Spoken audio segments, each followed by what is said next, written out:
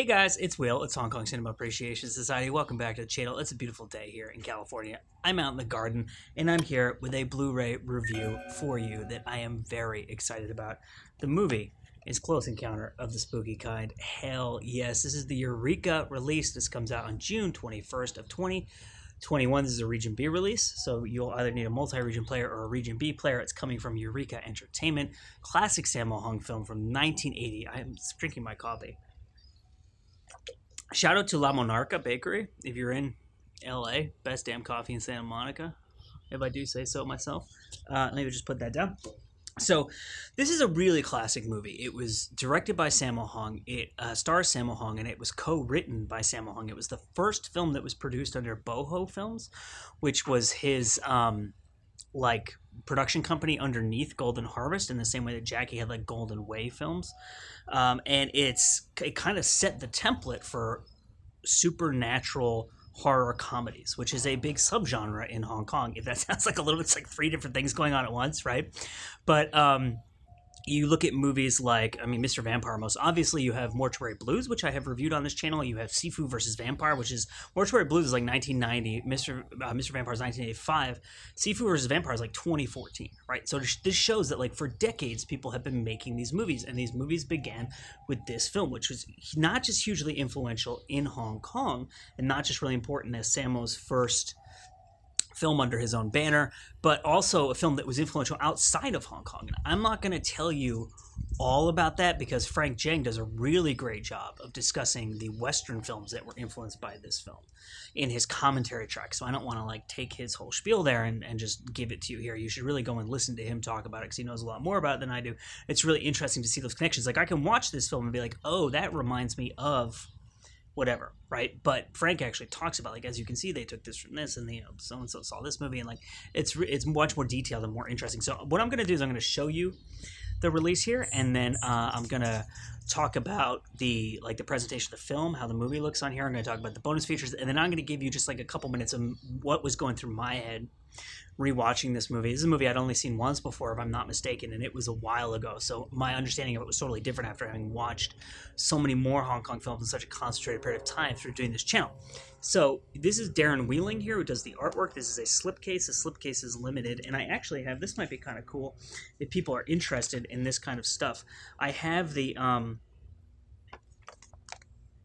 this is the press release from Eureka, which they were nice enough to send me. So, if I'm not mistaken, I believe 2,000 units is typically what they do for the, here's the back of it, for the first run of these, which includes the slipcase, there's a poster, and there's a booklet. So let me show all that off to you. This is a 2K restoration of the film, too. It's probably worth pointing out. So there's a reversible poster here. And on the one side, you just get this. The other side is this absolutely incredible Hong Kong poster for this film, which is so awesome. I love the artwork for this. This particular poster is so good. That's one of the, of the posters I've gotten in these Blu-ray releases, that one is definitely high consideration for framing and putting up around the house. So then you pop it open, and here you have the disc, and this is the booklet, like I said, which is a limited booklet. And if you pop out the disc, it's not a reversible cover art with like the two posters like One Arm Boxer was, but it has this picture here. If you know who plays that character, if you don't know who plays this character, I'm not going to spoil it for you because it's kind of a fun thing to discover watching Frank's commentary. If you know who plays that character, maybe, I don't know, drop it in the comments or give a wink or a nod because I didn't know that, and that was a really fun thing to learn through watching this release. So here you have the booklet. There's the front, there's the back, and James Oliver wrote the essay here, who has written a lot of great essays for Eureka. And the essay, now you see the title of it there, Things That Go Bump in the Night. And the essay does basically the kind of the thesis of the essay, or the mission, I would say, of the essay, is to contextualize this film within the kind of Chinese culture in a way. And it talks about the Taoism and like the what we would call probably magic in the West that's happening in the film, the supernatural elements of it, and the lineage of films that it comes from, and the history of horror films in Asia, and how they relate to like folk tales and mythology and stuff like that. So that is the physical release. That's what you get if you pick this up from Eureka.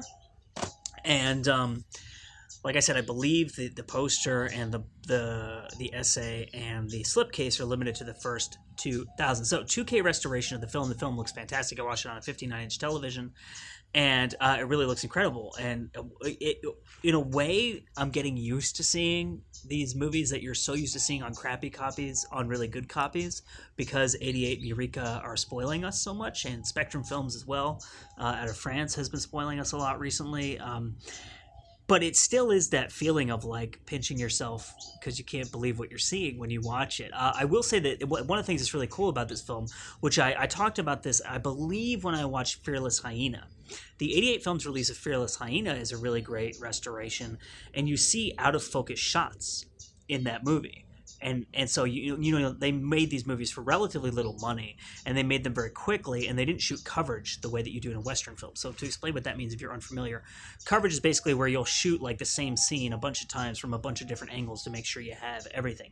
In Hong Kong, typically what they do is they edit in the camera, which means they only shoot what they believe they need to put the film together, and then you get what you get, and that's that. And so in some of these older films, you can see shots that aren't perfect, but there was no backup to replace it with. And in this movie, there are a couple shots. I don't think there's anything super out of focus in this, but there's a couple shots in particular I noticed that were really, really like dark and grainy. And I feel like they didn't light them properly, or it was like a really quick setup, and they never thought, oh, someone's going to remaster this in 2K or whatever, so let's just shoot it and be done with it. But you can see that it's not like they didn't. That shot was kind of. It's not as high quality as the rest of the shots in the film, and I think that's really cool, because what that shows you to me is the human hands that were involved in the making of the film, and I really love seeing that. I've said this before on this channel, but I really love, and this is kind of unrelated, but I promise you it's not, I really love Kurosawa's films from the 1940s, and really up until like the early 50s, and I love a lot of his later stuff. Like my favorite Kurosawa film might actually be The Bad Sleep Well, which came out in I think 1959 or 1960, but like Stray Dog is another contender for my favorite Kurosawa film, and like Drunken Angel and Scandal and One Wonderful Sunday, and like I love those movies. No Regrets for Our Youth. And I was talking to like a good friend of mine about it, and you know, the budgets got really big for Kurosawa's later films, and he was hugely successful, and they were recording in these like, or filming in these really great professional studios, but right after the war they didn't have those facilities and those budgets. And basically what my friend said, which articulated it perfectly for me, is the handmade feeling of the film gets lost. That doesn't mean that, you know, whatever, Throne of Blood or Seven Samurai or Ron or whatever, these like tremendous masterpieces of world cinema, Yojimbo, Redbeard, are worse movies than most people would argue. They're far superior films to the ones from the 40s. But the charm, I think, is lost in a way. And I love these old Hong Kong films because there's so much charm to them, because you see the touch of the filmmakers and the personalities and things like that in all these details. So there's a Frank Zhang commentary on this. Like I said, I am going to talk about the bonus features on here. The commentary is fantastic, as it always with Frank. He does so much in these commentaries.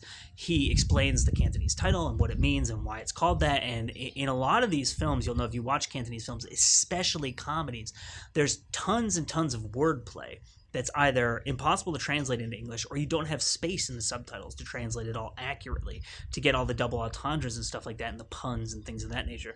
So Frank goes through the dialogue and is like, he's actually saying this here, which means this, and you can see why that's not in the subtitles, because there's no space for it. Like, it wouldn't make sense. But it's such a tremendous benefit to have a native speaker of Cantonese go through and explain all this stuff to you. He also does a really tremendous job of explaining all like the historical and social context of like the stuff that was happening with the Taoist priests, and the kind of the more magical elements of the film, and how they relate to, you know, Chinese culture and Chinese history. And at one point he's talking about like the Shaolin Temple and Buddha, and how that relates to, like, he's talking about Sanskrit words, and like he really goes deep into the history of this stuff, like back to the historical Buddha. And that stuff is fascinating to me, because if you don't know, my undergraduate degree is in Japanese, and or it's in I always flip this around.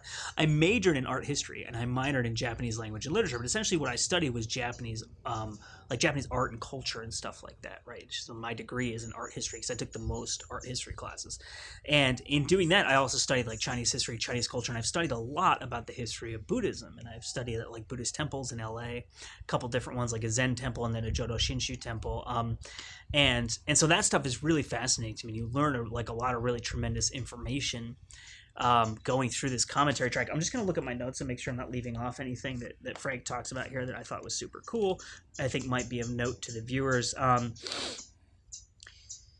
I mean, he does a good job of breaking down, honestly, and like I said, he talks about the influence of this film on Western films, but he does a good job of analyzing the film too, of like why is Sammo using comedy, why is he using it specifically, where he's using it, and how does that help the the flow of the story and that kind of like really interesting analysis of that nature. He talks about people who have different cameos in the film that you might not know about. Like I said, the Buddhism in the film. He talks about the meaning of boho being Sammo Hung's film company, why it's called that, and where that title came from and stuff like that. So it's a super great commentary track. So I'm just gonna list kind of the other stuff that's on here for you by reading off the back. You have the audio, actually, because I know people are super into audio. The original Cantonese theatrical is on here. I flipped back and forth between that and the alternate Cantonese audio home video mix as I watched it. You can definitely tell the difference, especially in the fight scenes. There's some really awesome fight scenes in this film, and the sounds that they're using in the fight scenes and the levels at which they're mixed are definitely different. And if you're switching back and forth like in the middle of a fight, you can really, really hear that. But it's not a huge difference. I don't think it's gonna like torpedo your enjoyment of the film, if you watch like one versus the other. So there, like I said, there's those two Cantonese mono mixes. There's the English dub from the classic international release, and then there's English dubbed audio which is a modern dub created for a later re-release. And I think one of those is taken from the VHS release.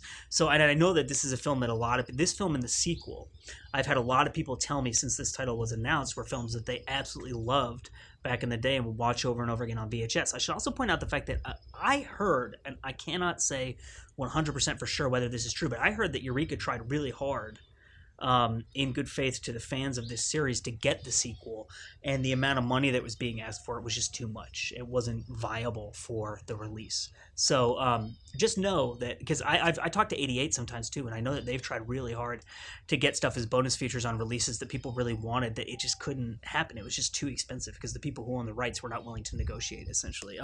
But these companies do try really hard. And I know that because I've communicated with them directly. They really do care about what you want out of these releases. So keep telling them, and don't think they're not listening. It just doesn't always work out. So like I said, there's Frank's audio commentary, and then you have an archival interview with Sammo Hung that is done in English. I wrote down how long it is here so I can tell you. I think it's about 13 minutes long, and it's a pretty extensive interview. He talks about his whole history with the Peking Opera School, his relationship with Jackie and Sammo, the things that he trained at when he was younger, a little bit about his own childhood, how he got into films. He actually talks a little bit about his relationship with King Hu, which both he and Anne Hui, who did, like Boat People and the Story of Wu Viet and Love in a Fallen City and like movies like that. She also worked for King Hu. So the two of them, King Hu, directed Dragon Inn, and he directed A Touch of Zen. And actually, here's a fun fact for you that Frank points out. I'm not going to tell you which scene, but there is a scene in this film that is shot in the same location as a famous scene from A Touch of Zen. And he talks about that. So go and watch both of these movies. It's really cool to see that. King Hu is a tremendous filmmaker. Come Drink with Me, like Rain in the Mountains, like all these films, right? So Sammo talks about working with King Hu and how that was a tremendous experience and stuff like that. So it's a really cool interview. And then you have a reconstruction of the Tai Seng trailer, which is really cool.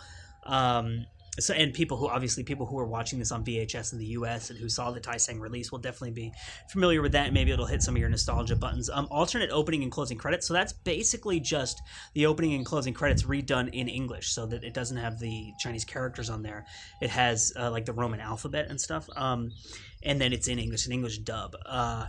I'm looking through here. There's another trailer. The original Hong Kong theatrical trailer is also on here, and there's a stills gallery. Stills gallery on here is awesome. It has scanned images from the original press book release for this, which is super cool. And then the other thing it has that I really liked was photographs from the set where you can see film equipment in the background, like the final. There's like this big final showdown between these two Taoist priest guys, and there's a behind the scenes photo from that scene where you can see like a bounce board, which is like a big thing they use for lighting films. Oh, you bounce light off of it, and you can see a wire on one of the actors, I think, if I'm not mistaken, or like on a piece of the set, kind of holding it up. I don't remember if it's the actor or the set, but you see like the machinations of the filmmaking in there. It's kind of really cool to be able to see that. So, to give you my very brief thoughts on, because I don't want this video to run too long, because it's already really long. To give you my brief thoughts upon revisiting this film, the thing that really, really stood out to me and really struck me was how essential and important and kind of indicative of the mindset of 1980s Hong Kong cinema this movie is. Like I said, it came out in 1980. I think it came out Christmas Eve of 1980. And what it does is it is very aware of the films that came before it. And it takes from old school martial arts films, and it takes from Hong Kong comedies, like the Jackie Chan kind of martial arts comedy, and like all this stuff. But then it also is looking at those really awesome 1970s Shaw, like black magic horror films, like Black Magic 2. The Boxer's Omen actually came out after this movie, but that tradition of films, right? Those it's kind of like Southeast Asian set, The Oily Maniac, like black magic horror films. Right, Seeding of a Ghost, again, that may have come out after this, but the fact is that was a genre before this film came out. And it takes all those things and it crams them together. And that's a very 80s Hong Kong thing to me, of like to be looking at all of these things that are happening in Hong Kong cinema. Like when you get into movies like to keep talking about Sammo, when you get to movies like Twinkle Twinkle Lucky Stars or My Lucky Stars, right, you have like the action film, like the cop film, the martial arts film, the comedy, the romantic comedy, like all these things are just crushed in there and happening at the same time. And there's so many 80s Hong Kong films that have, even if you look at John Woo's films, right, which are tonally pretty consistent, they have very sentimental, dramatic, romantic kind of sections, and then they have the overblown operatic violence, and it's like you're taking all of these things and you're remixing them and remaking them, and in doing that, it's almost like what they're doing is they're, instead of just sitting down, with the Shaw Brothers, they're like, we're just going to make films, and you can read interviews and see historical essays and stuff like that about how the Shaw Brothers were not trying to make Hong Kong films. They were trying to make Chinese language films, right? It was irrelevant that it was a Hong Kong film to them. They were making Chinese language films. At some point in the 80s, maybe late 70s, early 80s, people like Jackie Chan, Sammo Hung, and Golden Harvest, or whatever, they're sitting down and they're like, what is a Hong Kong film? Who is our specific audience, and how does it represent our culture? And you, in this film, you see this very clear analogy for like modern Hong Kong, even though this film takes place in like the 1890s or whatever, right? Because Sammo Hung is like this working class guy, and he has these working class friends, and he works for this rich guy, and they're just like hanging out doing what they do, and working guys, and like he's having trouble with his wife, so like relationship problems, which is a very prominent theme of 80s films, right? And then, you think of a film like Ghostbusters, right? Which, again, I know is an American film. Like, that's a very 80s film because it has the comedy and it has the horror and it has elements of romance, and it's very much about, like, a working class thing and these, like, ordinary people in this extraordinary world and extraordinary circumstances doing their best to overcome them, right? And this film is very much, even though it's speaking in the language of popular films from the 70s, it's using the vernacular of what would become the 80s. And I don't know if that makes any sense, but that was kind of my overriding thought watching this film. It's like this very pivotal moment in cinema. Along with, obviously, this is not the only film that did that. There's a lot of those Jackie movies, and to me, Project A is really like the watershed moment of like similar thing to this. Like, let's take the old martial arts film but make it a modern action film, and this is almost like, let's take the old martial arts film and make it a horror comedy in a very modern way and introduce horror and the supernatural and Chinese culture into it and make it like this unique cultural experience that is Hong Kong cinema. So that's my 2 cents. It's the Eureka release of Close Encounter of the Spooky Kind. Highly recommended. A very classic Hong Kong film, a super classic Sammo Hung film, a must-have if you're a fan of horror comedy, especially but the genre in general, martial arts films, all that stuff. My name is Will. It's Hong Kong Cinema Appreciation Society. I thank you so much for watching, and we will see you next time.